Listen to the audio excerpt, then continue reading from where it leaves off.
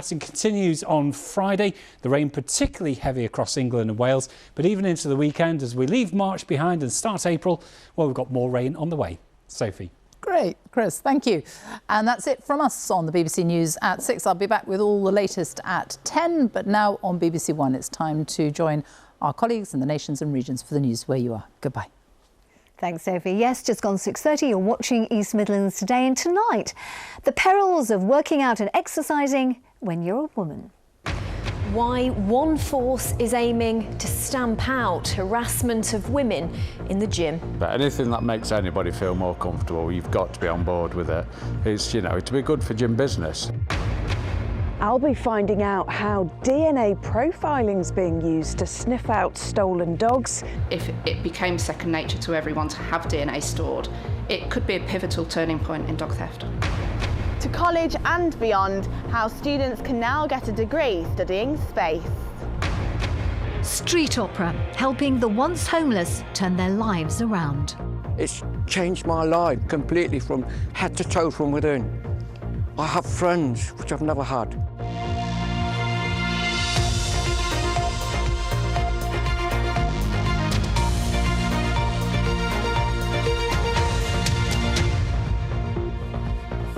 Well, hello there. Thanks for being with us. Welcome to Tuesday's programme with me, Anne Davis.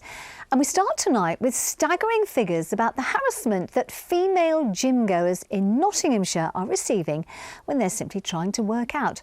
According to recent research, a quarter of the women surveyed said that they had experienced an uncomfortable interaction at the gym, like staring or maybe inappropriate comments. And more than 30% said it made them leave, with some never actually returning. Well, now a new scheme's being launched by Nottinghamshire Police, which aims to stamp out the problem, as Amy Payne reports.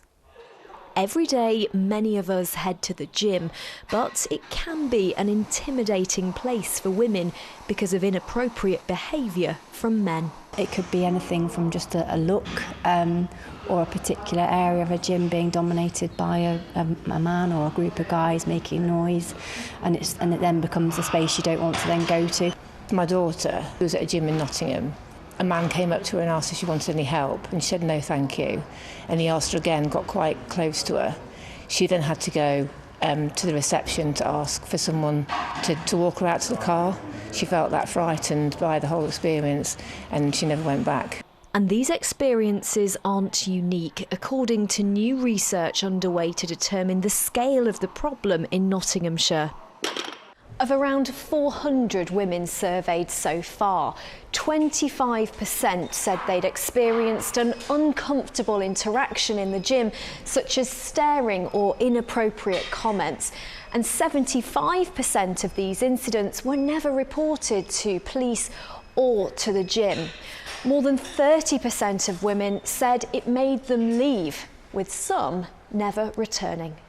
The survey's part of a police and local authority initiative to make people feel safe, and when it's complete, a safer gym group will be formed. By signing up, gyms commit to a zero-tolerance policy. There'll also be staff training and promotion of reporting. Leaders here say they won't think twice. Anything that makes anybody feel more comfortable, you've got to be on board with it. It's, you know, to be good for gym business. There's a big market of people out there that don't use gyms at this current, because they've got these perceptions that gyms are intimidating places. So anything that's brought in that helps us out and helps nervous people out, fantastic. This women's safety advocate also welcomes the move. This is a great scheme, but it's not a long-term solution to tackling sexual harassment in gyms, in public places, or in general. If we really want to see like effective and long-term change, we need to start educating men young about sexism and misogyny and about how to treat women. Working up the motivation to go to the gym can be tough enough. It's hoped this action will make women less hesitant about simply getting through the door. Amy Payne, BBC East Midlands Today, Nottinghamshire. Next tonight, police forces in the East Midlands are being urged to use DNA profiling to help find stolen dogs. It's actually a relatively new idea that was first used during the pandemic when there was that spate of dog thefts.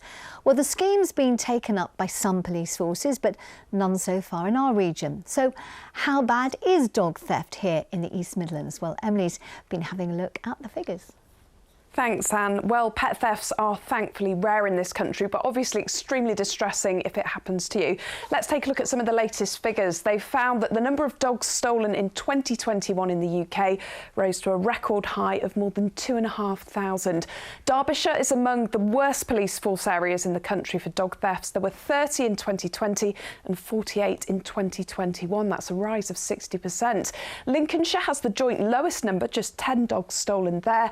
Leicestershire also among the lowest with 11 thefts. Now, in more positive news for owners, the number of dogs returned also reached a record high. Derbyshire Police reunited 37 out of 48 dogs with their owners, which is 77%. We haven't been given any stats for Nottinghamshire. So, what's the solution? Well, a charity in Nottinghamshire says storing your dog's DNA could be pivotal in the fight against pet theft. Pet detective Lisa and her dog Kevin enjoy their walks together in the Nottinghamshire countryside. Lisa's charity Beauty's Legacy searches for stolen pets and reunites them with their owners. We first met Kevin, the Beagle Cross, nearly 2 years ago when he was just 10 weeks old. He's been living with Lisa ever since. Today, Kevin's getting his DNA taken. And we're going to give it a good old swipe for 10 seconds. Every year, thousands of dogs are stolen in the UK and the impact on owners can be devastating. Lisa says using DNA profiling gives dogs and their owners an extra level of protection. It's the way forward to keeping your pets safe and reassurance that if, God forbid, they are stolen and their chips removed or their appearance is changed so that they're unrecognisable, it's the one way that a dog owner will be able to prove ownership of that dog and get that dog reunited. All dogs must wear a collar and have an ID tag with the owner's name and address on. They also have to be microchipped by UK law, but these can be lost or removed by thieves. I think with this growing epidemic of dog theft, going forward, if it became second nature to everyone to have DNA stored and dog thieves were aware of that change in dog ownership, it could be a pivotal turning point in dog theft. The DNA scheme has been taken up by a number of police forces in the UK. If a lost or stolen animal is found, police can check its DNA with their database and return it to the owner. It allows us to be able to identify a dog with absolute certainty, and it can't be changed, it can't be removed, and it lives with the animal for the whole of its life. It's become the standard approach for use in investigations involving humans, and it could just as easily be used in the same way as a standard approach for investigation of forensic crime involving dogs. There are police forces across the country that are now endorsing this more and more, but we do need all the forces to get on board. Lisa's also calling for DNA profiling to be made a legal requirement for dog owners. She thinks it would make thieves think twice before stealing a beloved pet. Emily Anderson, BBC East Midlands Today. On to energy now, precisely energy bills, something I think is probably fair to say has been on all our minds recently. Well, today we've been getting your questions answered by an expert, but first let's have a look at the support that's actually been put in place. Now, back in September 2022, the government's mini-budget introduced the energy price guarantee. This ensured that families shouldn't spend more than £2,500 on their bills for the year. You might just have seen those payments probably going into your own energy accounts. Well, that was all due to change in April, and the plan was to raise the limit that people would pay up to £3,000. However, at the budget this month, well, that was all paused. The government decided they would keep the limit at £2,500 until July, when it would be reviewed again. So the question is, how have you been coping with your energy bills? Well, we've been out to speak to people in Market Harborough to get their questions, as we said, answered by our energy expert. A lot of people are in credit with their energy accounts. Can you explain to me why? Well, it's happened for a number of reasons. We've had government support of about £400 added to our energy accounts this winter, we've probably all used a bit less energy as well because we were so scared of energy prices being so high. And our direct debits went up in readiness for high prices that didn't quite happen as high as we expected. So all of those three things together mean that we'll probably be sitting on more than we would have normally expected. I've got £350 in my energy account and I'd like to know what to do about it. Well, you can get the money back off your energy supplier. They have to return any money that you feel is more than you should have on the account, or they have to give a very good reason for it. But what I would say as a rule of thumb is, look at your account. If it's twice your normally monthly direct debit, then probably ask for some of that back. But if it's within that, then probably leave it on the account so that you've got the money for when next winter bills come through. I'm £500 in credit with my energy provider. How do I get that back? Well, you should contact your energy supplier. If you manage your account online, then that's probably the best way to do it. Alternatively, ring them up and ask them for that money back. They have to give a very good reason if they don't want to do so. But predominantly, if you've got money on your account that's more than 1 or 2 times your monthly direct debit, then they should be giving it you back. Is that the end of price rises? Will it ever go down again? Well, there's 2 questions there potentially. Is that for rising bills? I don't think we can say that. But yes, I think we can with some certainty say that we will start to see them go down again. The wholesale costs, which is the cost that energy suppliers pay for their energy, have started to fall quite dramatically this year. So we should expect probably around about June and July to hear news about the price cap coming down. And we suspect that they will start to see fixed deals and the ability to switch and save money on your energy bills probably around that June, July time. So I don't think we're going to see them come down to the lows that we've seen in previous years. But hopefully they will be lower this winter. But certainly come June and July, we'll see some activity in the market and you'll be able to start looking at saving money on your bills by switching. And we hope that's helped answer some of your questions. Let's have a look at some of the day's other news now. And a man's appeared in court charged with the kidnap and murder of a 53-year-old man in Leicester. Tala Tala's body was found at a house on Harrow Road on Friday afternoon.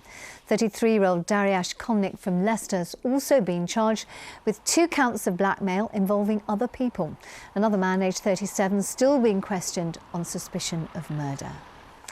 Police in Derby say e-scooters could be seized if they're ridden irresponsibly after another crash over the weekend. 1 rider's facing action after the collision with a car on Saturday.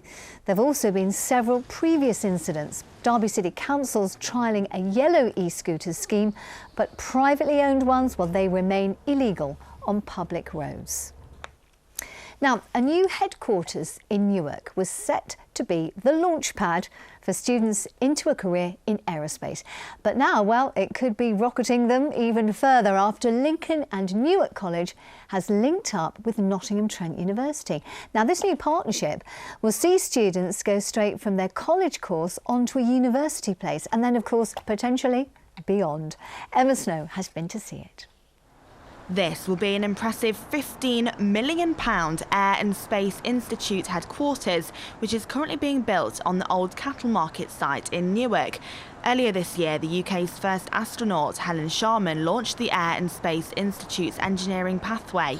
So the Air and Space Institute is going to offer fabulous opportunities to students from any background, and they'll be able to come to us and study in aviation engineering, both civil and defence, from level 2 through to technical qualifications at level 3, moving on to higher technical qualifications and then ultimately to degree programmes with Nottingham Trent University. What kind of careers can the students go into? From the real high profile stuff like a pilot through to ground engineers, aeronautical engineering, and through space, working very much on the growing UK industry of satellite design and manufacture. And now the new partnership between Lincoln and Newark College and Nottingham Trent University will allow students to take their dreams to infinity and beyond. So we're really pleased this collaboration's come about. There's the broader contribution of the university, the regeneration of the town, the district. So there's lots of things opened up by this collaboration, not just this course itself. Plans for the Air and Space Institute headquarters were approved by Newark and Sherwood District Council in February, and as part of the proposals, £10.6 million is being contributed by the town's fund. There's already a demand for the courses the new headquarters will provide. Obviously COVID had a real impact on the aviation and travel industry. They're now saying they're back up to pre-pandemic bookings. There is a huge shortage due to the number of people that have retired or left the industry as a result of COVID. So there's real opportunities in both aviation and space, and who knows, one day we might even have one of our students going to space.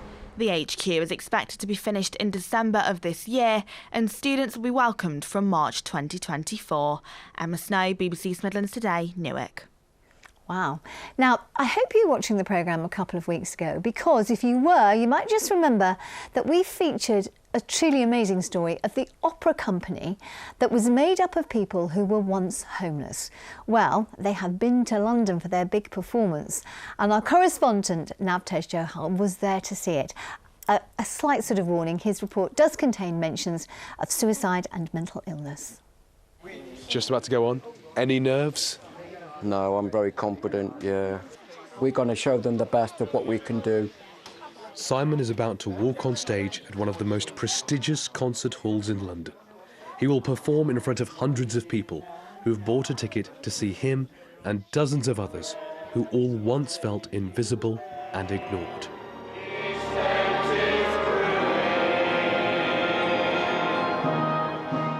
The 58-year-old from Nottingham reached this point from a tough start. Can you show me where you used to sleep rough? Yeah, I used to come down this way. When he was 16, Simon became homeless after problems with his family. Sometimes I'd sleep in the toilet at night because it was warm. I felt so insecure. Times I'd feel like committing suicide. Simon continued to have struggles into his adult life, but Streetwise Opera helped him turn things around. It's an opera company that works with people who've experienced homelessness. It's changed my life completely from head to toe from within. I have friends, which I've never had. Their latest project is a show with 9 micro-operas, all written and performed by people who have been homeless from across Manchester, Nottingham and London, culminating in a big performance at the Queen Elizabeth Hall in London, accompanied by the BBC Concert Orchestra and the 16 Choir. A lot of our performers talk about how when they've experienced homelessness, they feel unseen, they feel ignored. And this is an opportunity for their voices to be heard. So this is it. They began working on this project a year ago and it all comes together now. The performers are walking on stage, the BBC Concert Orchestra and hundreds of audience members await them.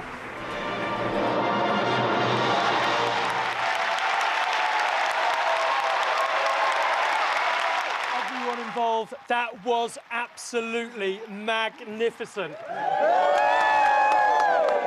How was that? Absolutely fantastic. You know, it just feels like I'm a real star. A standing ovation and a night that they'll never forget. Navtesh Johal, BBC News. Some things are just uplifting, and I think that was one of them. And if you'd like to actually hear that concert, it's actually being broadcast in full. It's on BBC Radio 3, and it's tomorrow evening at 7:30. So you can watch our programme, then you've got half an hour to put the kettle on and listen to it.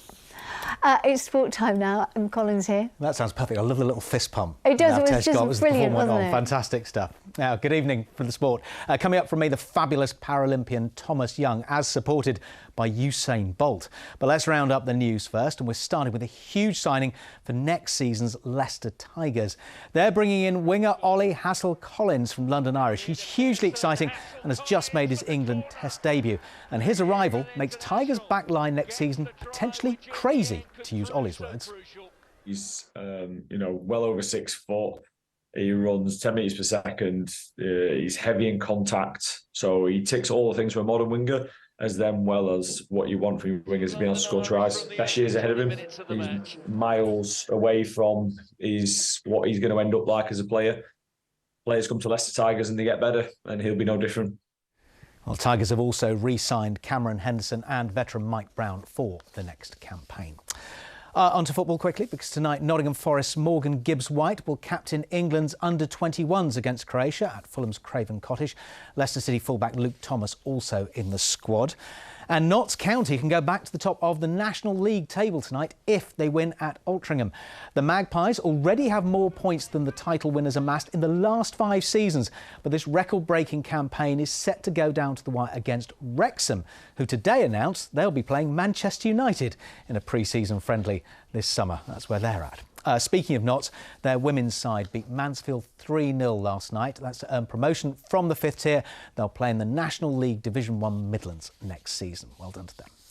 Now then, he is a triple European champion, a world silver medalist, and he won Paralympic gold on his debut. Thomas Young from Loughborough is a force to be reckoned with on the track. Not bad for someone who wasn't diagnosed with a disability until he was 12 years old and didn't start competing until he was 17. Now he wants to win more medals and inspire others along the way. Angela Rafferty has been to get an insight into the life of Thomas Young.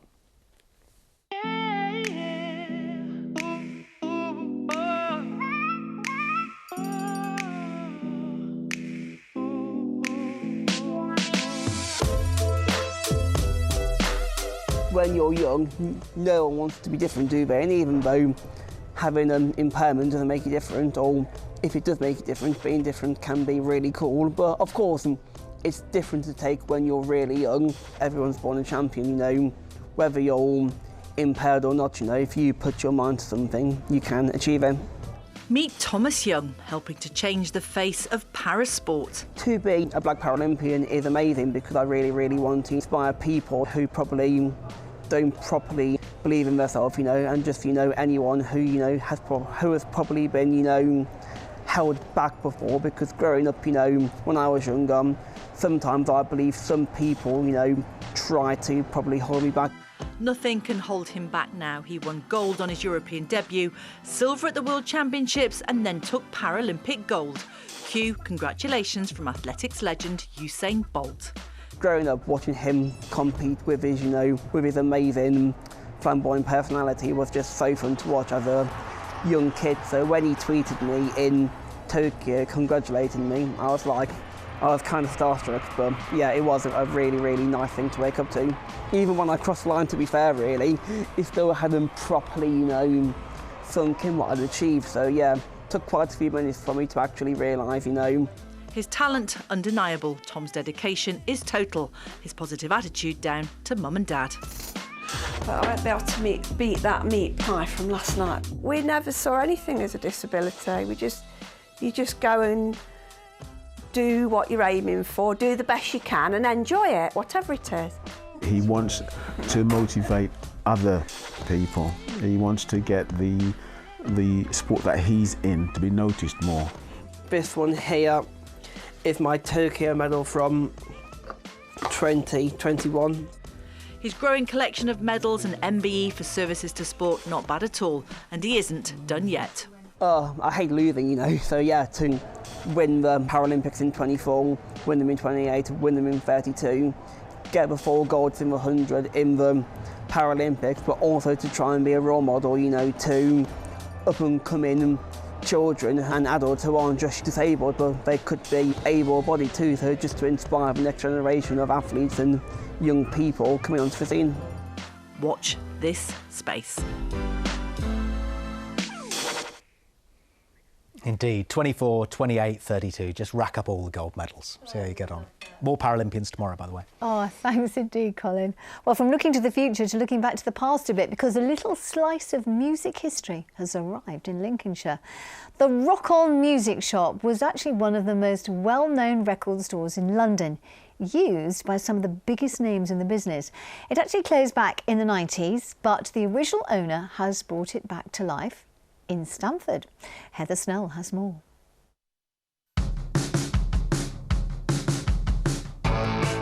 Stamford has just welcomed a blast from the past, a vintage store specialising in rare records. Ted Carroll is selling over 50,000 vinyls he's collected, all in the name of charity. Most of the stock comes from my own personal collection or wholesale stock that I had left over from the shop.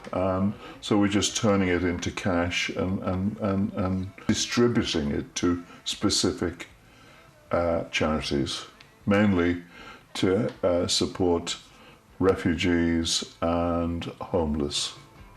Pure coincidence, I was just driving into Stamford one day and I saw the sale sign here and I thought, oh, we could reopen Rock On here, and here we are. Ted ran the famous London shop Rock On Records that opened in 1971. It even attracted some of music's biggest names as customers. Bob Dylan was rehearsing at the Electric Ballroom, so he came in the shop one day and he bought a whole bunch of gospel albums. But Bob is a huge fan of all sorts of music. Ted even went on to manage Thin Lizzy, one of the biggest bands of all time. You can do anything you want to do what you want to. 50 years of building up his record collection, he's been fighting for floor space with his wife ever since. My living room at home, well, it's sort of a living room. Sort of a good quarter of it is piled up with records, and he sits there clicking his machine while the television's on. It's very irritating sometimes, but I'm tolerant as he's enjoying himself and he's doing it for a good cause. Well, she exaggerates. In terms of space, about 1/8 of it has got vinyl, but most of that will go in here, and then we'll have, eventually, in about a month's time, the sitting room will be pretty well a vinyl-free zone. Heather Snell, BBC East Midlands Today, Stamford. He certainly has some stories to tell. It is weather time now. Natasha is here, and I have to say, I got caught in the rain, and it was city rain, and it did not look as pretty as your rain. Was it a daffodil on that? Yeah, it's looking a little bit forlorn, isn't it? But yeah, with all that rain we've had, everything's been looking a little bit damp today. Plenty of cloudy and heavy skies around too, and that's the way it's going to actually look for the next few days. So it is going to look like we are going to have those temperatures staying a little bit warmer over the next few days, but it's going to be cloudy with increasingly breezy too, and that showery rain sticking with us as well. Now this is what it's been, that milder air pushing in, but you can see we do have those weather fronts. That's given us the rain today. Behind that, keeping it calm overnight for this complex set of weather fronts, then bringing us some showers through the day tomorrow. Overnight tonight though, most of that rain has now passed to the east. So we're going to get some cloudy skies for the first part of the night, breaking though to give us some clearer spells later on. Temperatures though are going to stay pretty mild, so down to around 6 or 7 the lows tonight. So some brighter spells first thing in the morning, but that cloud will build and we do have some rain pushing through, heavy in places, but then quite cloudy behind that. Temperatures pretty mild, so average high temperatures for this time of year is around 10 degrees. So we've got 15, so pretty mild, but you can see that wind speed, those strongest gusts in excess of around 30 miles an hour. Sunshine and showers then for Thursday, still keeping those milder temperatures around with us, highs of around 15 degrees Celsius. So that mild air is going to start to head away though as we go towards the weekend to give us temperatures more like we would expect for this time of year. So back to around average temperature wise, but it is going to remain quite unsettled then with a little bit more rain on the way as we go through the week. A few bright spells there too. Oh, thanks, Natasha. Give with one hand, take with the other, as they say. That's it from the team here tonight. Elise will be back just after 10:30. Have a good evening. Bye-bye.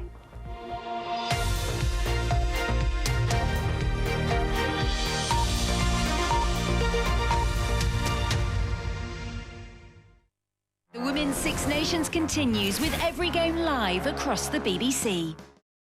Be aware you're in bear country. It's just broken down on us. Top of the world, that's where we're going. The guys are definitely lost. I'm gonna die. We're all gonna die. Spectacular. I'm now in race mode. Race Across the World continues tomorrow at 9 on BBC One and iPlayer.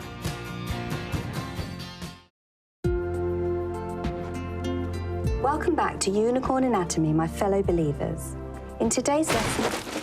Don't learn off randoms. Revise with BBC Bite Size. All core subjects, all levels, all in one place. And it's exam board approved. Bite Size.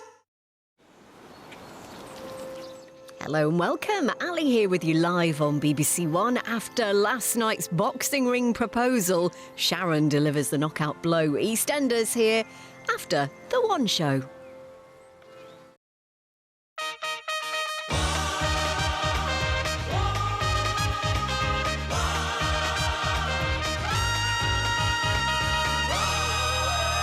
Hello and welcome to your Tuesday One show, live on BBC One and iPlayer with Alex Jones. And Jermaine Genus. Now, tonight we're joined by two friends who are so close they even shared a bank account when they were just starting out. Yeah, now over 40 years later, they are two of Hollywood's biggest stars. Ben Affleck and Matt Damon are standing by to explain why they've reunited to tell a truly incredible story in their latest film. It's brilliant. We'll be isn't talking to them very soon, isn't it? And there's never a dull moment when he's around. Comedian Joe Lycett tells us how he plans to inject some fun into your Friday nights starting this week. Plus, she's won an Oscar for her performance in Steven Spielberg's West Side Story. The brilliant Ariana DeBose will be here to tell us all about her new one-woman extravaganza. And as always, we do love hearing from you. So if you've got a question for any of tonight's guests, do get in touch in all of the usual ways. Now then, in just a moment, we'll be talking to Ben Affleck and Matt Damon.